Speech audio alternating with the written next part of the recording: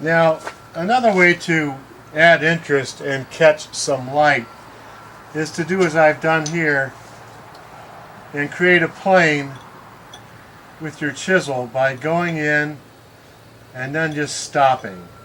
And what that does is it makes a plane in the stone that's going to catch light.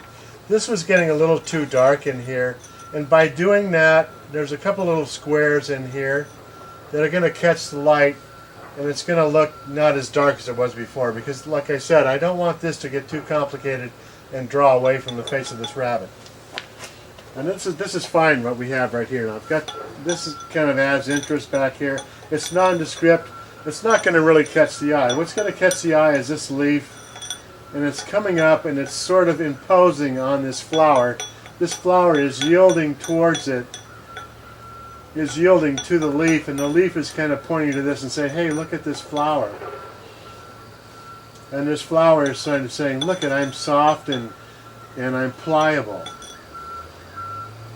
You see how the point of this leaf is encroaching on the shape of the petal?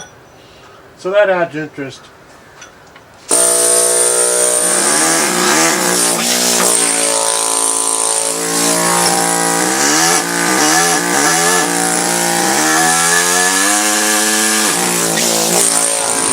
Now what we've tried to do here is make a consistent shadow.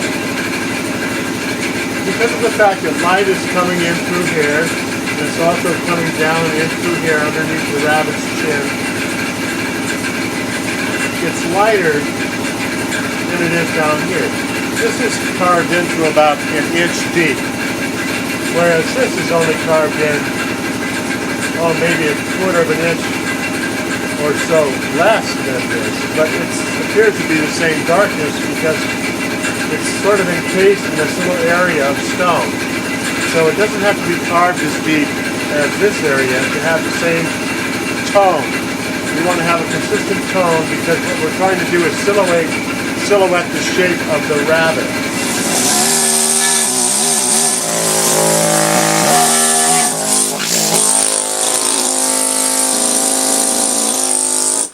Now, part of the real charm in this design is the closeness of these two rabbits.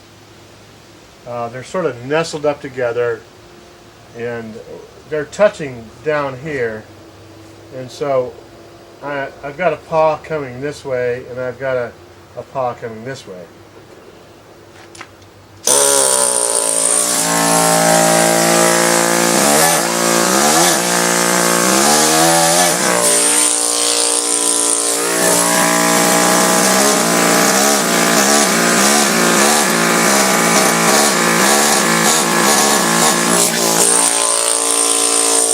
Now I want to put some tooling in there to make it appear as though there's fur on that foot. And so I'm going to use this tool to finish carving it. And because I'm coming down to the shape that I want, and I use this tooth tool, it's going to be exactly what I want by the time I'm done carving it. In other words, I'm not going to carve it and then come back and make a texture on it per se. It's going to have a texture on it because I'm using the texture tool to finish it.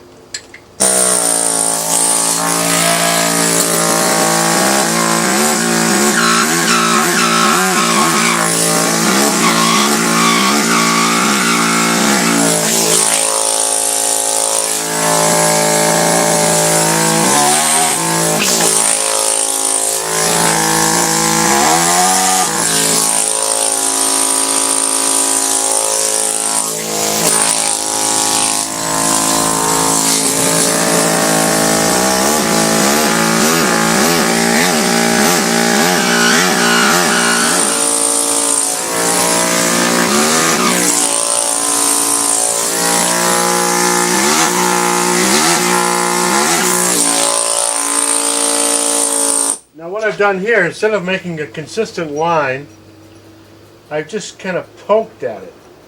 In other words, like kind of like a dash line, like you would make a dash, dash, dash, dash. This way, it appears more real, like maybe this is actually fur that's coming down, and it creates the same amount of darkness, only it looks better. And then it's kind of this little jog that your eye comes down, and it just kind of flows into this scene like this.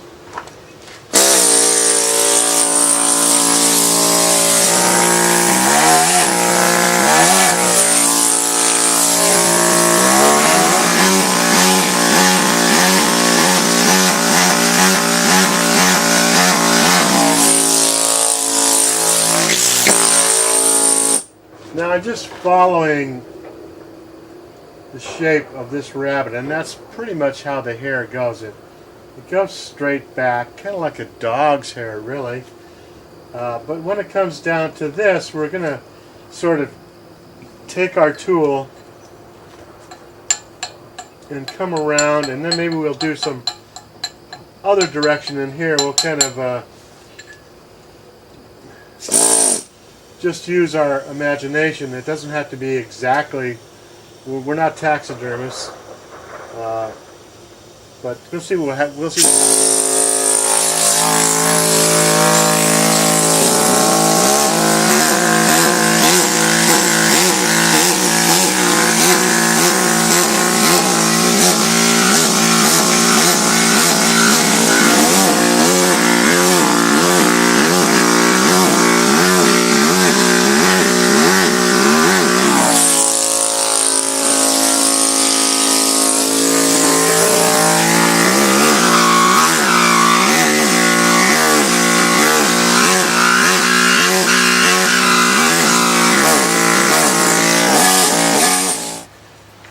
We sort of just turn the pressure up on our hammer and let the tool hop along here. No pun intended.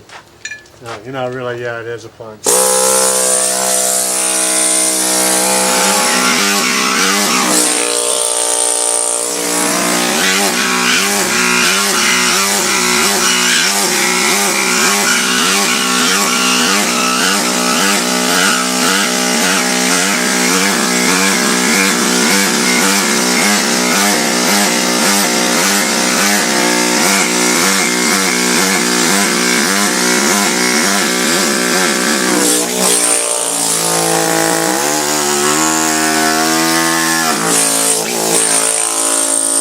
Okay, now this is a really good way to add interest to some lines and shapes.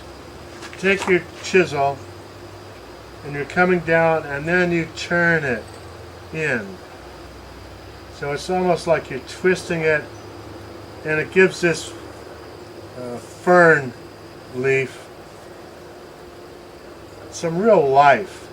You know, it's twisting, it's coming up, it's coming out of the ground. You know how wild things look when they're fresh.